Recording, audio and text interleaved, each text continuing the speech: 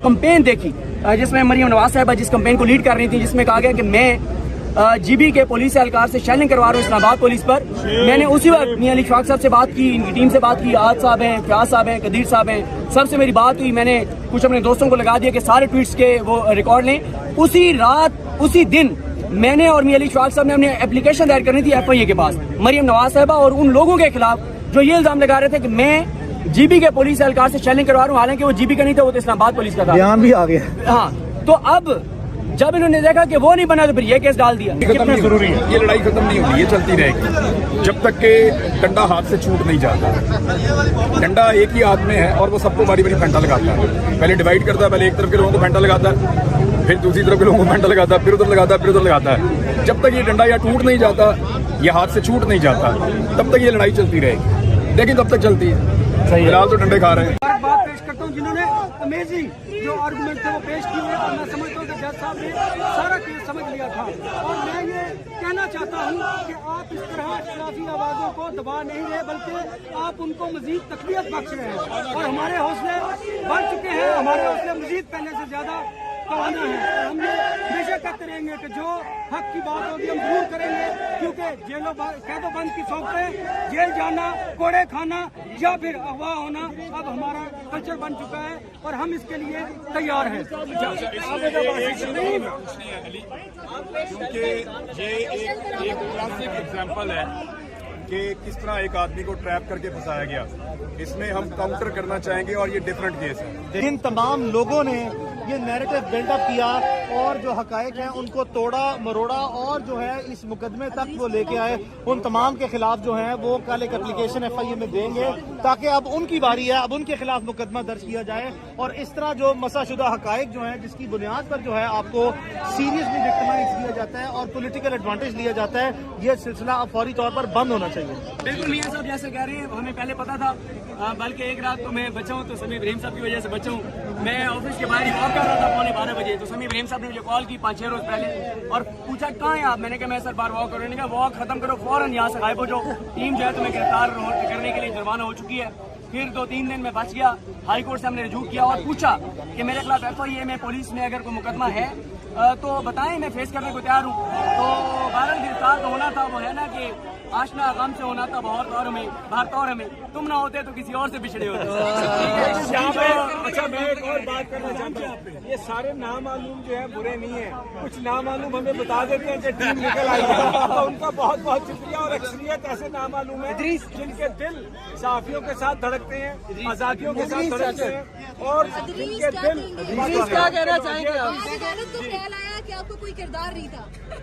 ظاہر سی بات ہے، میرا صرف قصور یہ تھا کہ میں نے ان کو کہا کہ میں صدیق جان ہوں. دوسری بات صدیق جان ہے بالکل. اور دوسری بات یہ ہے کہ میں نے ابھی جو ہے اپنا ایک شعر پڑھا، وہ ٹوٹا پھوٹا ہے، ٹھیک ہے. اس ظلم کی بات ہی کیا، اس ظلم کی اوقات ہی کیا، بڑھتا ہے تو مٹ جاتا ہے. آپ نے دیکھا آج میرے پہ الزام یہ تھا کہ میں نے پولیس والے پہ حملہ کیا، شیل چھینے، بندوق چھینی، ٹھیک ہے.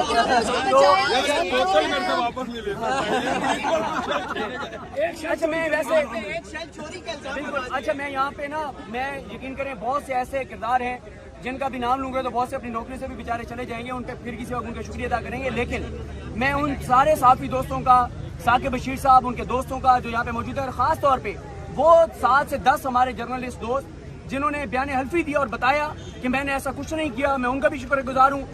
جن لوگوں نے ٹویٹس کیے، جنہوں نے آواز بلند کی، جو ساتھ کھڑے رہے، میں سب کا شکر گزار ہوں. ایک ایک کا نام نہیں لیا جا سکتا، تو سب کا انشاءاللہ شکریہ ادا کرتا ہوں اور شکریہ ادا کریں گے.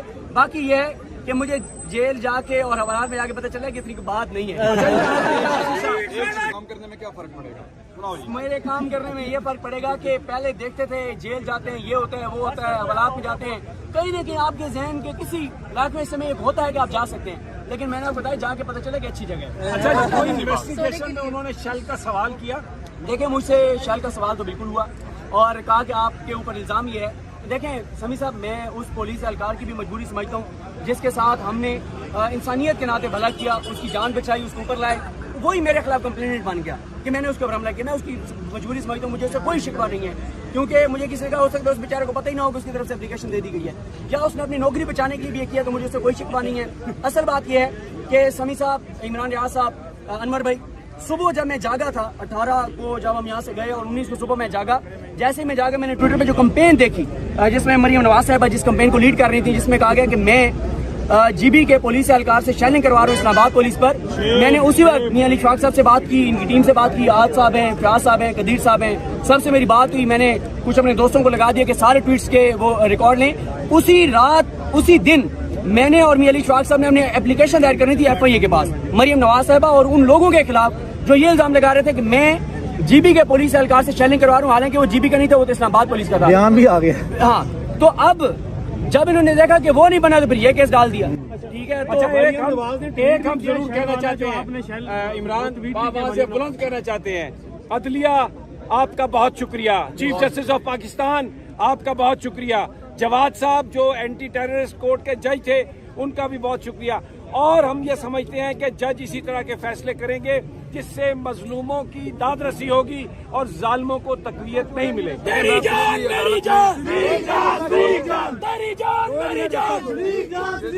آخری چوٹے آگے شوگر کے آخری عدالت میں جب ہم گرفتار ہوئے نا تو وہاں پہ میں اور علی وہاں پہ تھے, تو میں نے جج صاحب کو کہا تھا کہ ہم دو بھروسوں پہ بولتے ہیں, ایک اللہ کے بھروسے پہ اور ایک عدالت کے بھروسے پہ. ہمارا بھروسہ مت توڑیے گا, ہمیں عدالت سے امید رہتی ہے اور الٹیمیٹلی آخر میں جا کے جہاں سے بھی ہمیں انصاف ملتا ہے وہ یہ عدالت ہوتی ہے. یہ ایک پازیٹیو چیز ہے اور امید کی کرن بھی یہی ہے. اور جو لوگ یہ گرفتاریاں کرتے ہیں, یہ فضائیت کرتے ہیں, ان کو یہ بات سمجھنی پڑے گی کہ یہ زیادہ دیر نہیں چلے گا, یہ کہیں پہ آپ کو روکنا پڑے گا, یہ کام بھی نہیں کرے گا. اچھا, یہ عابد عباسی صاحب سے بھی بات کر لے. عابد عباسی آگے ہیں, یہ بھی آ رہے یو جے اور پنڈی سامبا کے ساتھ بہت کام کیا انہوں نے, سب نے کام کیا. بہت شکریہ تمام دوستوں کا جو آج یہاں پر تشریف لائے, گزشتہ روز بھی تشریف لائے. یہ جیل, یہ ہتکڑیاں, یہ مقدمات جرنلسٹوں کا راستہ نہیں روک سکتی. میں صدیق جان کی ہمت کو, اس کے حوصلے کو داد دیتا ہوں. اور آج یہاں پر جو شخص موجود ہیں, جس قدر سمیع ابراہیم صاحب, انور رضا صدر نیشنل پریس کلب, عمران ریاض صاحب اور تمام تر دوست جو میاں اشفاق خاص شاہد اسلم صاحب اور میاں علی شفاق جس نے بھرپور انداز سے اس کیس کو لڑا. گزشتہ روز جس طرح دلائل دیے اور کسی بھی جرنلسٹ کا کوئی مسئلہ ہوتا ہے تو وہ میدان میں آ جاتے ہیں. میں ان کی جرأت کو بھی سلام پیش کرتا ہوں. میں اپنے بھائی صدیق جان کو کہ وہ جس ہمت اور حوصلے کا انہوں نے مظاہرہ کیا, اس سے تمام جرنلسٹوں کو ہمت ملی ہے. ہم کئی دہائیوں سے آزادی صحافت کی جو جنگ لڑ رہے ہیں وہ مسلسل آج بھی اس جمہوری دور میں آمرانہ سوچ کے خلاف آج بھی ڈٹے ہوئے ہیں. میں عدلیہ کا انتہائی مشکور ہوں کہ جنہوں نے اس حقائق کی بنیاد پر کیس کو میرٹ پر سننے کے بعد اس کو خارج کیا اور صدیق جان کی رہائی ممکن ہوئی. اور یہ جو لکھ کر دیا بہت شکریہ. سو یہ جو جرنلسٹ پروٹیکشن کے حوالے سے ایک نئی موومنٹ ہے, اور اس میں جو آپ نے ڈیجیٹل میڈیا کا ذکر کیا ہے, تو آپ کیا سمجھتے ہیں کہ یہ آزادی صحافت کے حوالے سے اس سے پہلے بھی تنظیموں کا رول رہا ہے؟ لڑائی ختم نہیں ضروری ہے, یہ لڑائی ختم نہیں ہوتی, یہ چلتی رہے گی جب تک کہ ڈنڈا ہاتھ سے چھوٹ نہیں جاتا. ڈنڈا ایک ہی ہاتھ میں ہے اور وہ سب کو باری باری پھینٹا لگاتا ہے. پہلے ڈیوائیڈ کرتا ہے, پہلے ایک طرف کے لوگوں کو پھینٹا لگاتا ہے, پھر دوسری طرف کے لوگوں کو پھینٹا لگاتا ہے, پھر ادھر لگاتا ہے, پھر ادھر لگاتا ہے. جب تک یہ ڈنڈا یا ٹوٹ نہیں جاتا, یہ ہاتھ سے چھوٹ نہیں جاتا, تب تک یہ لڑائی چلتی رہے گی. لیکن تب تک چلتی ہے. فی الحال تو ڈنڈے کھا رہے ہیں. لیکن صحافیوں نے یہ جو اپنی آواز اٹھائی اور صدیق جان کو دیکھیں, جب سارے اکٹھے ہو کے مار کھاتے ہیں نا تو تھوڑی درد ہوتی ہے. جب اکیلے کو مارتے ہیں تو زیادہ درد ہوتی ہے. بالکل, اکٹھے ہو کے مار